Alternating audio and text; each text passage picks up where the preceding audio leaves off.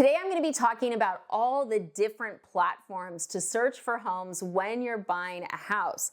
If you're new to the channel, I've been a lender for 18 years. My team's one of the top purchase teams in America. If you need a mortgage, call us 786-933-2077. I've been playing with most of these platforms since they came out, right? I mean, look, mortgage lender for 18 years, like Zillow hasn't been around for that long, and we've seen all of these come along as that's become the future, right? The future is that everybody's looking for their own house. They want as much data as possible. They want it as quick as possible. You know, the average American consumer has become a real estate agent, right? And look, I'm not saying that that's all real estate agents do. They do so much more if they're a good one, but we're all looking at houses, right? We're looking at the pictures, we're analyzing the square feet, we're looking at what's sold, you know, we're all running this data. So in this video, I'm gonna go through the platforms that I use, why I use them, and what I like and what I don't like. I go through, so sometimes like after someone's fully underwritten with my team, they always have the option, like every transaction we do, there's always me on it and another loan officer. So the other loan officer is always gonna go through, hey, are you comfortable with this payment, closing costs, all of that stuff. But if someone wants to have a call with me where we go through stuff, I like to look at houses. So usually on those calls, I'm trying to look at what you're looking at. I'm not doing it just because I like looking at houses. I'm doing it because, I want to make sure that what you're looking at is financeable because loans have rules. So I always want to see what you're looking at to make sure that you don't end up in a situation where you fall in love, you put down earnest money, you pay for all this stuff, and it was never going to work. Okay, so I like to do that education. But I also like to share how I use these tools. So let's go through some of the platforms. Realtor.com I've never loved. I'm just going to be honest. It's never been one that I've really liked. So I'm not even going to talk about Realtor.com. Yes, they have a whole thing where if you use one of their agents, they're taking a portion of their commission. You know, they're really tied to Veterans United and Patio. If you do, it will be like, hey, do a mortgage search or search for rates from mortgage lenders. And usually it's just comparing Veterans United and Patio because they're the sponsor. So I've just always been like, ugh. Redfin, once upon a time, was used a lot in Seattle and California. I never thought it was as good as Zillow, so I never went down the rabbit hole with it. And they just got bought by Rocket Mortgage. So Rocket Mortgage now owns Redfin. So they're doing all this stuff where they're trying to push you with a Redfin agent, you know, and then they're pushing you to Rocket Mortgage. They're trying to become a one-stop shop. So in my world, I'm like, I don't think a one-stop shop benefits you, the consumer. You know, if the real estate agent, the mortgage lender all work for this person, who's going to say to you, don't do the deal, right? That's the problem, in my opinion, okay? So what do I use? I use Zillow and I use homes.com. Now, up until about 6 months ago, I was a Zillow gal. You can see it in all my old video, guys. I love Zillow's data. I've had so much fun with them for years. We had such a good relationship in terms of me using their website at all hours of the night. However, they got into a big fight this year with a brokerage called Compass. That's a big real estate firm. They're one of the biggest in the United States. And there's certain markets where Compass has all the listings. Yeah, Zillow's not showing a bunch of them. The reason was Zillow said, hey, you've got to show us all your listings you've got to make it public within 24 hours of getting a listing. And Compass was like, no. They're like, well, then we won't show you. Compass is like, cool, like we don't need to be on Zillow. So Zillow doesn't have all the listings right now, and it's not exclusive to Compass. They drew a line in the sand so that if a real estate agent takes a listing, if they don't make it public within 24 hours, Zillow has said they will not have it on their site no matter what, never. Okay, I think they expected Compass and everyone to be like, we're sorry. But instead they were like, cool, finally, we don't want to be on your site. So, and that's as I film this. All of this is evolving, so please look for the most recent news. I don't want to be sued by anybody. So I started playing with homes.com, and the more I play with homes.com, man, there's some data on there that I think should be illegal, but it's really helpful if you're a buyer in certain markets. So let's talk about how I use both platforms. Zillow I use for one thing now, only one, And what that is if I'm looking in a neighborhood, let's say the neighborhood's this big, it's very small, and there's one house for sale or two houses. Let's say they're both $500,000. I like to flip the button. You can flip a button on Zillow where it's for sale to sold. Because sometimes what you'll see with these neighborhoods is you're like, oh my God, housing prices have gone up so much. I can remember when that neighborhood was 200,000. You flip it to sold, and then you're like, wait a second.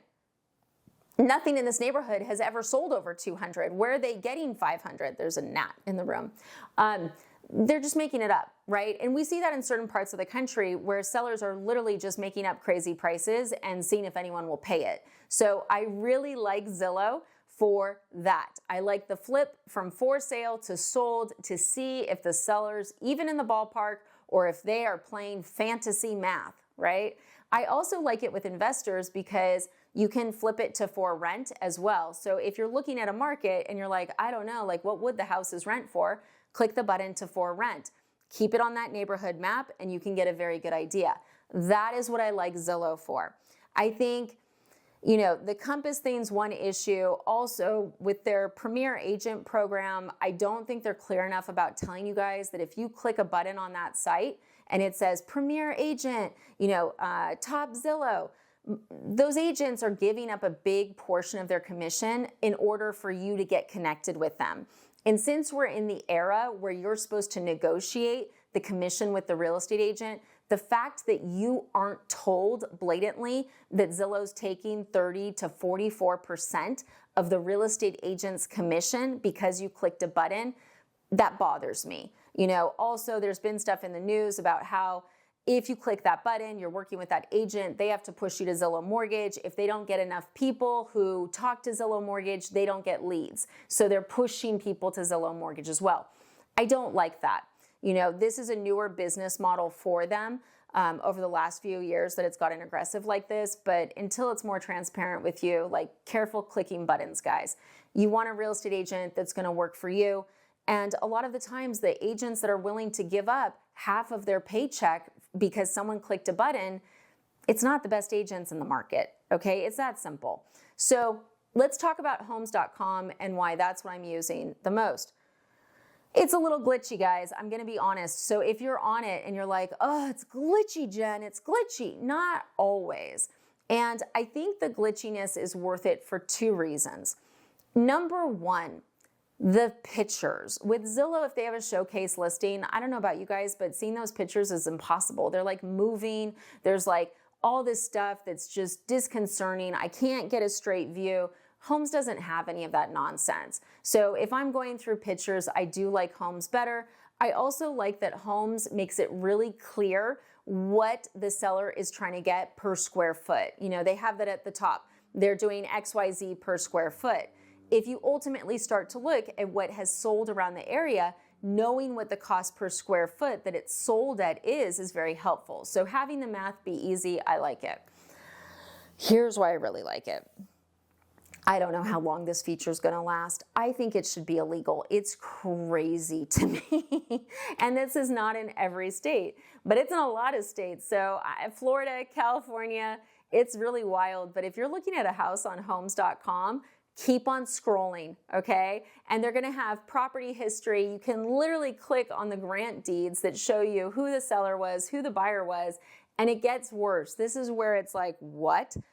It says mortgage history. And if you click on it, it shows you, Bob Jones, the mortgage was with guaranteed rate. The rate is 3% and how much they owe, okay? So there's some cases where I go to that and I'm like, I'm looking at a house that's overpriced. I know it's overpriced. I'm like, why is it overpriced? Usually it's one of two reasons. Either number one, the seller they owe too much on the property and they're just trying to break even. Or number two, they have a very low mortgage or they have no mortgage, meaning they have no pressure to sell.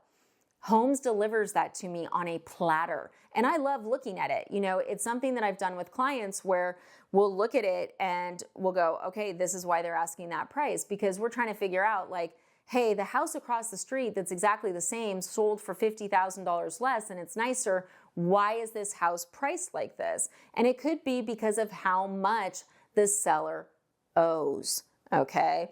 And look, to me, it's wild that you can see that data because it has what the original mortgage is, as well as where the mortgage would be if they're making all their payments. From a writing an offer viewpoint, it's really helpful. I had a client recently that was going to need help with closing costs. And when we looked at the homes.com, they're like, yeah, I want to offer $30K less. I want to get closing costs. I want to do that. You look at the mortgage and you're like, hey, it's not super likely. Now, is that data bulletproof? No, but at the same point, if you write an offer and you're like, oh, they said no, but they're wrong, the price is high, sometimes it's going to be because when you look at what they owe on that house, they can't afford to go lower. So I like it because it sets you up for not having heartbreak and also for some level of realistic expectations. Now, if you're a veteran as well, if it's a VA loan, it's going to show it. And you may go, oh, well, wouldn't all veterans advertise that it's an assumable loan? No, but you can see it on homes.com. So homes.com and Zillow are really what I use the most. What I would suggest for you guys is, I'm going through this home buying journey right now as well. And it's so easy to get frustrated, right? You're not seeing what you want in the area that you want for the price you want. So you start expanding your areas, and it gets bigger and bigger. I was in Alabama yesterday. That's right. I'm looking in Florida. I ended up in Alabama. So I did set some rules with myself, and I would suggest you do the same. Only let yourself go online to these sites once a day, okay? Once a day, that's it. Even better, set up alerts specific for your area. Now, here's the other thing. When you go on once a day, it doesn't mean go on for a marathon session where you end up going, hey, what are the income taxes in Georgia and Alabama? What if I move to Georgia? Right? Don't do that. I did it. I knew it was stupid when I was doing it, but I was just curious. But it happens, and I see clients do that all the time. They start off in this really narrow area of what they want, but as they don't find stuff, it gets bigger and bigger and bigger, and they end up buying a house over here. 2 years later, I get a call, hey, Jen, we hate it out here. We really want to be here. Stay in your area. Stay where you want to be. And look, there's going to be days. There could be weeks and months where there's nothing new.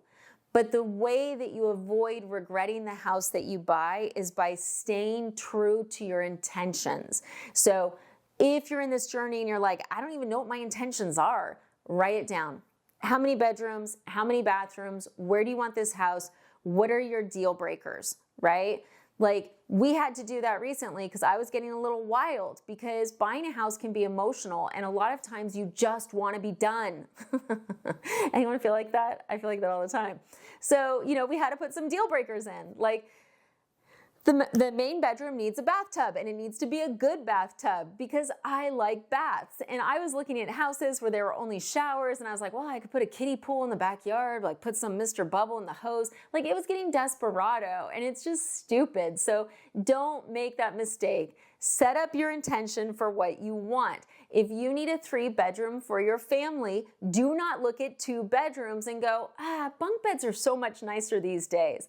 It will happen, okay? And look, you've got to tell yourself that sometimes every day, 10 times a day.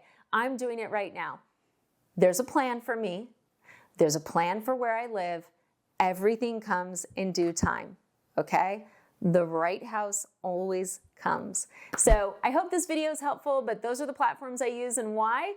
And those are a couple of the search parameters I would suggest. And just remember, truly, it always happens. You just have to keep faith. Stay focused. Don't drive yourself crazy by spending 12 hours on those websites, and it will come. Thanks for watching.